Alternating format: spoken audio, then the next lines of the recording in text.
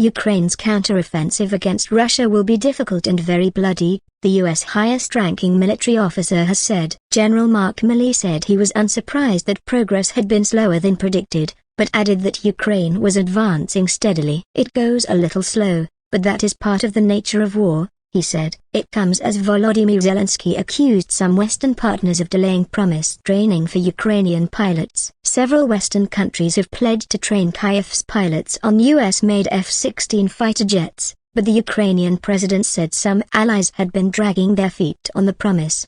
President Zelensky has previously acknowledged that the Ukrainian offensive was making slow progress. Mark Milley, chairman of the Joint Chiefs of Staff, told an audience at the National Press Club in Washington on Friday that the counteroffensive was advancing steadily, deliberately working its way through very difficult minefields.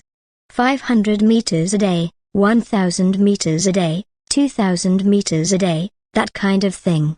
He added he was not surprised that progress had been slower than expected. War on paper and real war are different. In real war, real people die, he said. Real people are on those front lines and real people are in those vehicles. Real bodies are being shredded by high explosives. What I had said was this is going to take 6, 8, 10 weeks. It's going to be very difficult. It's going to be very long, and it's going to be very, very bloody. And no one should have any illusions about any of that. Ukrainian soldiers were assaulting through minefields and into trenches, he said, adding that this is literally a fight for their life. He said the U.S. was giving Ukraine as much help as humanly possible. Mark Milley is the principal military advisor to the President, the Secretary of Defense, and National Security Council. Meanwhile, Ukraine's military commander-in-chief Volodymyr Zelensky said the counteroffensive had been hampered by a lack of adequate firepower.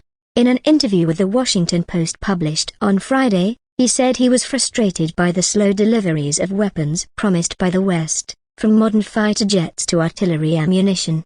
I do not need 120 planes. I'm not going to threaten the whole world. A very limited number would be enough, he said. Separately, the head of the U.S. Central Intelligence Agency, William Burns, is reported to have made an unannounced visit to Ukraine last month where he met President Zelensky and Ukrainian intelligence officials. The CIA director is said to have discussed Ukraine's counteroffensive against Russian forces, as well as reaffirming the U.S. commitment to intelligence sharing.